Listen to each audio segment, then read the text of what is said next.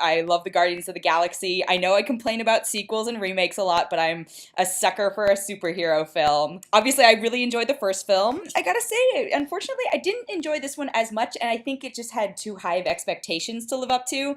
I don't think anybody was expecting the first one to be that sort of smash hit that it was. So now you're expecting this spectacle and this humor and all that stuff, and it's there to a degree, but I think it was just too much of a burden for them to bear, and they do their best, but I don't think it's as good as the first one. It's definitely close. One of the things is, if you aren't familiar with the characters, it's another one of those ones where you just can't dive into it, right? It's a sequel in every sense. There's no bothering to do introductions to these people, really. It's still super fun and cheesy. All your favorite characters are back. Like, Groot is back, and he's this adorable baby tree version, and there's so much of him in this film. And I think this is an indication of the overall problems with it. So there was probably too much baby Groot in this, because I felt like he went from being this fully formed character in the first one to more of a gimmick in this one, and I feel like the sequel was relying a little bit more on gimmicks than I would have liked. But I will give it credit, there is a better mohawk than mine in this movie. Yondu, the blue guy, one of the blue guys, has an amazing mohawk, so, you know, this movie already gets points for that. He's in the original cast, the rest of the original cast are back.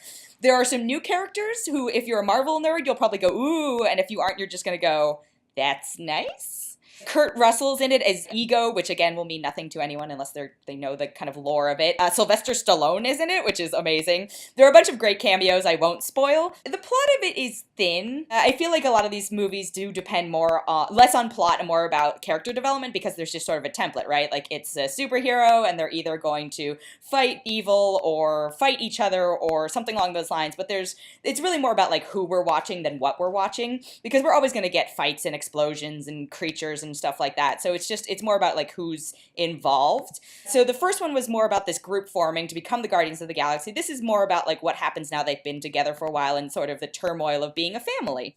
It was very heavy with 80s references, which I thought was amazing. The soundtrack is ridiculously awesome. They call the soundtracks the Awesome Mixes, and this is Awesome Mix Volume 2, and it's like spot on. I think James Gunn, who's the director, is just this like genius madman, and they've already announced Guardians 3, so I'm excited to see that. I think he's at the helm of it. And like some of these characters are going to be in Avengers Infinity War, coming down the line of the kind of Marvel universe. So again, I thought it was really lighthearted. It was really fun. I know they were trying, and I think they accomplished a lot of things. They fell short in some ways, but overall it was still like a really fun film that captured the vibe of the first one.